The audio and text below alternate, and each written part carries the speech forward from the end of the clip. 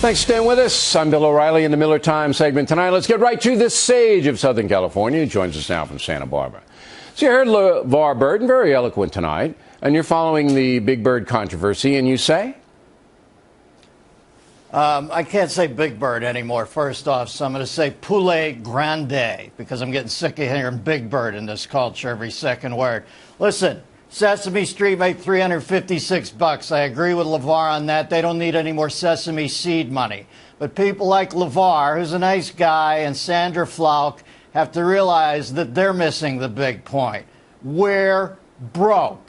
If we spend a whole lot more money, the Chinese, who now own Big Bird, are going to come in, defeather him, glaze him, and serve him as Peking Big Bird, all right? They make $350 million a year, and I'm wondering if we have to participate in it. Why don't they kick in some back end towards the national debt? Why does a creep like Bill Moyers get the back end money? Start giving the American people their taste if they're going to put I just want to stop you. Million. Two things. Now, Big Bird isn't a duck, and when Billy, jokes, Miller is jokes. No reason to tackle me over jokes. Comedian trying to do jokes. What are you a Secret Service for God's sakes? I didn't want Chinese people to be offended. That's why I had to explain. But the back end line that you just dropped on everybody needs to be explained. Bill Moyers, in addition to having his dopey program funded by Miller and me and you, all right, gets videotapes of said program that we pay for and sells them.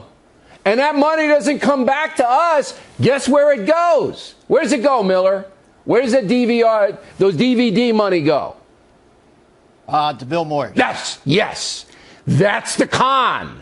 And well, all of the merchandising for Big Bird, all of the little Elmo, tickle me Bill Moyers, tickle everybody. It ain't coming back to the taxpayer. It's going in somebody's pocket. That's the con. Miller. They always talk about lessons our kids can learn. Money in equals money out's a good lesson. I think everybody's got to start pulling their own oar in this country. There's more to it than, puppets.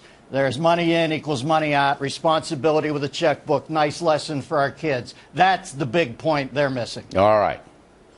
I'm just trying to think. Peking Big Bird. It's got to be marinated.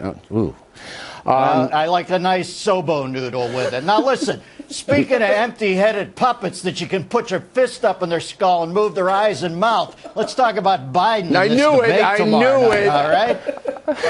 He makes the stuff in his head makes sawdust look like beluga caviar, all right? Shemp Biden is an intellectual chew toy, and they better put an airbag into that podium so he doesn't hurt himself against Paul Ryan. You know, Biden's the guy that said we should partition off Iraq into 3 separate regions, and that's appropriate because he has a Kurd for a brain, and Sunni, he's going to get the Shia kicked out of him by Paul Ryan. Now, do you think Ryan's going to go after Biden?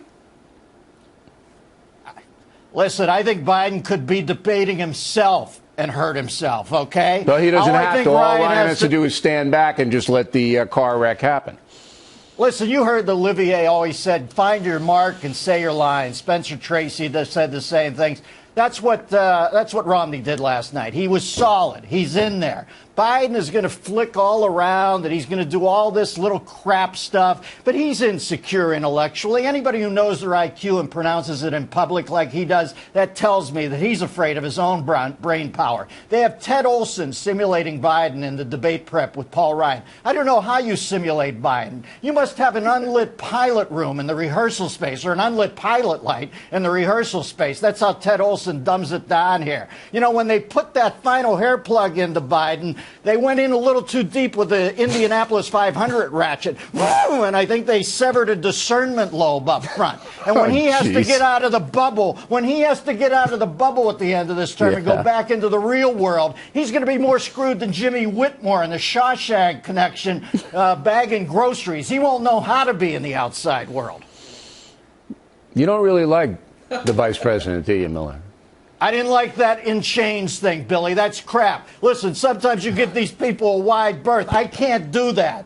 I think that was crap to debase racism with stupid crap like Mitt Romney wants to do that. Racism is the great national shame. For him to co-opt it for crap like that to be the cool guy in the room, I've had it with Joe Biden. All right.